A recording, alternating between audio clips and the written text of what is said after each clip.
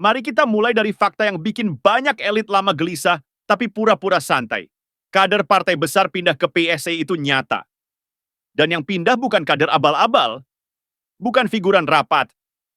Ini orang-orang yang ngerti mesin, ngerti lapangan, ngerti cara partai bekerja dari dalam. Mereka pindah tanpa ribut, tanpa drama, tanpa konferensi pers lebay.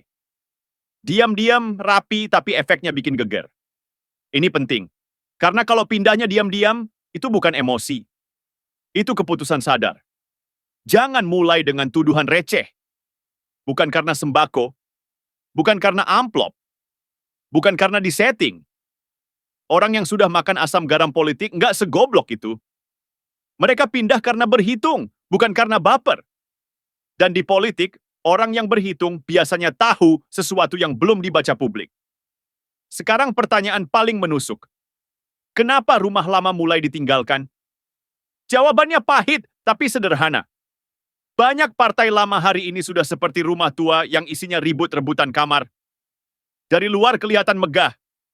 Dari dalam, bocor, pengap, penuh intrik. Yang kerja keras disuruh sabar. Yang dekat lingkaran disodorin karpet merah. Yang punya gagasan dibilang belum waktunya. Yang nurut tapi kritis dianggap bahaya. Lama-lama orang capek. Capek disuruh loyal, tapi nggak didengar. Capek rapat panjang, tapi keputusan ditentukan di luar forum.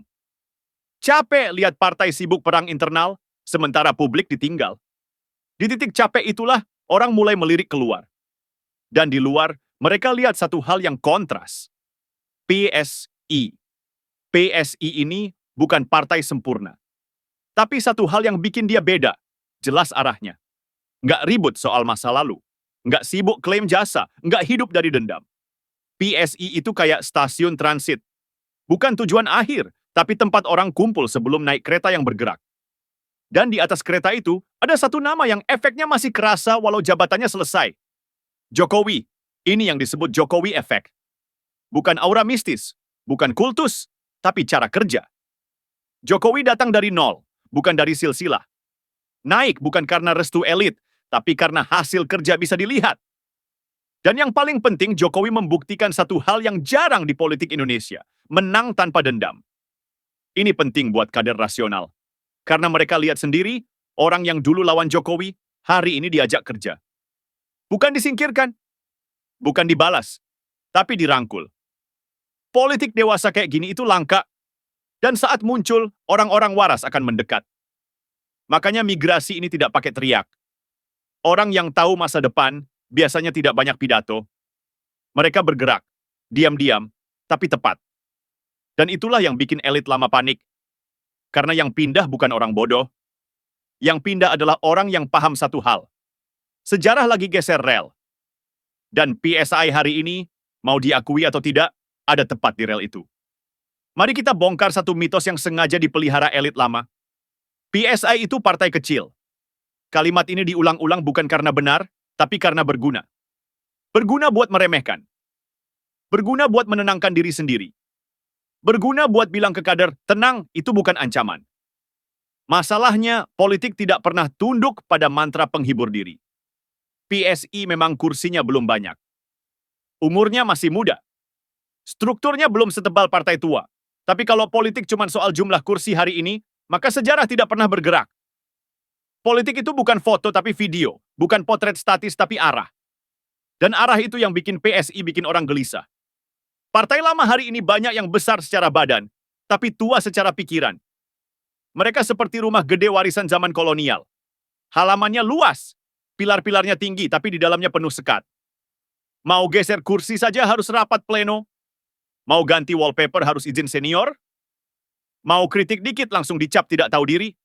PSI beda. Rumahnya memang belum besar, tapi desainnya jelas. Ventilasi terbuka. Cahaya masuk. Orang boleh beda pendapat tanpa dicurigai. Gagasan tidak harus lewat jalur silsilah. Dan yang paling bikin elit lama alergi, PSI tidak takut berubah. Ini bukan soal moral. Ini soal generasi. Generasi baru kader politik hari ini tidak lagi terobsesi jabatan cepat. Mereka lebih takut satu hal. Terjebak di tempat yang salah saat waktu bergerak. Mereka tidak mau habis energi di partai yang sibuk rapat tapi tidak jalan. Sibuk konflik internal tapi miskin hasil. Sibuk nostalgia tapi miskin visi. Makanya PSI jadi titik kumpul kader rasional, bukan karena PSI paling hebat, tapi karena PSI paling masuk akal. Di PSI, orang tidak dinilai dari berapa lama ikut partai, tapi dari apa yang dikerjakan. Ini warisan langsung dari metode Jokowi. Kerja dulu, klaim belakangan. Bahkan kalau perlu, tidak usah klaim. Dan disinilah partai besar mulai kehilangan kader terbaiknya. Bukan karena PSI merayu, tapi karena partai lama tidak lagi memberi ruang. Kader pintar itu seperti air. Kalau salurannya buntu, dia akan cari jalan lain. Dan PSI hari ini adalah saluran itu. Makanya jangan heran kalau yang pindah itu orang-orang yang relatif tenang. Tidak teriak, tidak maki-maki. Mereka tidak punya urusan drama. Mereka hanya pindah rumah karena rumah lama tidak lagi layak ditinggali. Lucunya, makin PSI diremehkan, makin jelas ketakutan yang disembunyikan. Kalau memang PSI tidak relevan, kenapa dibahas terus? Kalau memang kecil, kenapa diserang rame-rame? Logikanya sederhana. Yang tidak berbahaya biasanya diabaikan. PSI tidak diabaikan. Artinya apa? Artinya ada yang merasa terancam. Karena PSI bukan sekadar partai. Ia adalah gejala. Gejala pergeseran selera politik. Dari ribut ke rasional. Dari simbol ke kerja. Dari dendam ke kolaborasi. Dan dalam sejarah politik, gejala seperti ini jarang berhenti di satu titik. Ia tumbuh. Pelan. Konsisten. Dan seringkali baru disadari ketika sudah terlambat, PSI bukan partai kecil. Yang kecil itu cara berpikir yang mengira politik bisa berhenti di masa lalu. Dengar baik-baik, ini bagian yang bikin kuping politik panas, tapi otak justru harus dingin. PSI itu bukan partai penendam. Dan itu bukan kelemahan, itu DNA. DNA siapa? Jokowi? Ingat satu hal, Jokowi dihantam, dihina, difitnah, diseret isu ijazah, PKI, Cina, antek asing, boneka oligarki, semua paket komplit. Tapi apa yang dia lakukan? Balas dengan dendam, balas dengan kriminalisasi, balas dengan pembersihan politik? Tidak. Dia balas dengan kerja. Dia balas dengan hasil. Dia balas dengan membiarkan waktu menelanjangi lawannya sendiri. Dan pola itu, suka atau tidak, ditiru PSI. PSI tidak sibuk mengungkit masa lalu. Tidak sibuk mengutuk rezim sebelumnya. Tidak membangun narasi kami korban sejarah. Kenapa? Karena politik dendam itu politik orang kalah. Politik baper. Politik yang hidup dari luka, bukan dari visi. PSI memilih jalur lain. Politik masa depan, bukan masa lalu. Politik program, bukan air mata. Politik regenerasi, bukan nostalgia. Makanya mereka sering diserang, PSI dingin. PSI arogan. PSI kayak robot. Salah. Mereka tidak emosional karena mereka tahu. Emosi itu senjata favorit politisi tua yang kehabisan ide. PSI belajar dari Jokowi satu hal paling mematikan dalam politik. Diam yang produktif lebih menyakitkan daripada teriak-teriak. Lihat polanya. Diserang, PSI jawab dengan data. Dihina, PSI jawab dengan konsistensi. Dilecehkan, PSI jawab dengan keberanian berdiri di sisi yang tidak populer. Tidak semua orang kuat melakukan itu. Yang kuat secara mental saja yang bisa. Dan ini yang bikin banyak elit lama tersinggung diam-diam. Karena PSI tidak mau ikut ritual lama. Ritual balas dendam, ritual sandera masa lalu, ritual kami dulu dizalimi. PSI tidak butuh itu. Karena mereka tidak lahir dari luka, tapi dari kekosongan generasi. Dan Jokowi paham betul. Kalau kamu mau memutus siklus politik busuk, jangan wariskan dendam. Wariskan sistem. PSI sedang menguji itu. Dan hasilnya, mereka tidak dicintai semua orang. Tapi mereka ditakuti oleh mereka yang hidup dari konflik. Karena politik tanpa dendam itu berbahaya bagi politisi baper. Ia mematikan drama. Ia menelanjangi kemalasan. Ia memaksa orang bekerja, bukan mengeluh. Dan itu bikin panas telinga banyak orang. PSI itu dibenci bukan karena lemah. PSI dibenci karena mengganggu. Mengganggu kenyamanan elit lama, mengganggu politik basa-basi, mengganggu ekosistem yang hidup dari drama, dendam, dan sandiwara moral. PSI tidak punya dosa sejarah. Itu justru masalahnya. Karena partai yang lahir tanpa beban masa lalu tidak bisa diperas dengan rasa bersalah.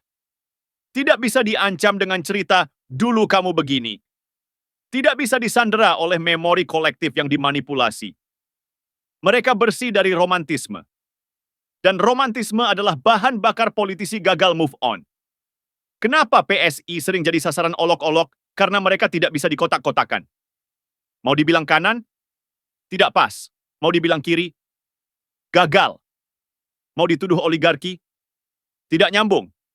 Mau dicap oposisi? Mereka tidak haus panggung. PSI itu anomali. Dan dalam politik, anomali selalu dibenci sebelum dipahami. Mereka tidak punya jenderal tua untuk ditakuti. Tidak punya tokoh karismatik warisan Orde Lama. Tidak punya masa fanatik berbasis trauma. Yang mereka punya cuma satu, waktu. Dan waktu adalah musuh paling menakutkan bagi elit yang menua. PSI tidak bisa dimatikan karena mereka tidak hidup dari kursi. Mereka hidup dari arus generasi. Anak muda yang tidak mau lagi dengar ceramah ideologis kosong. Anak muda yang alergi politik marah-marah. Anak muda yang muak pada tokoh yang merasa paling berjasa. PSI ada di situ. Diam-diam. Konsisten. Menyebalkan bagi yang terbiasa disembah. Serangan ke PSI itu berulang polanya. Diremehkan, ditertawakan, diserang moral, dituduh titipan. Lalu, diam-diam diawasi. Karena mereka yang paling keras mengejek, biasanya yang paling takut disalib. PSI tidak meledak hari ini. Dan itu juga bikin banyak orang frustrasi. Karena politik lama maunya instan. Hari ini viral, besok berkuasa. PSI main maraton, bukan sprint. Dan Jokowi tahu persis. Yang bertahan bukan yang paling keras, tapi yang paling sabar dan paling rapi. Maka jangan heran kalau PSI sering tampak kecil. Semua benih selalu tampak kecil sebelum tumbuh. Dan inilah kesalahan fatal lawan-lawannya. Mereka mengira PSI bisa dibunuh dengan ejekan. Tidak. PSI tidak mati oleh cacian. PSI justru tumbuh di tengah kebencian. Karena selama politik lama masih sibuk merawat dendam, PSI akan terus mengisi ruang yang mereka tinggalkan. Ruang masa depan. Suka atau tidak, siap atau tidak. PSI bukan badai. PSI adalah pergeseran zaman. Dan zaman tidak bisa dimatikan.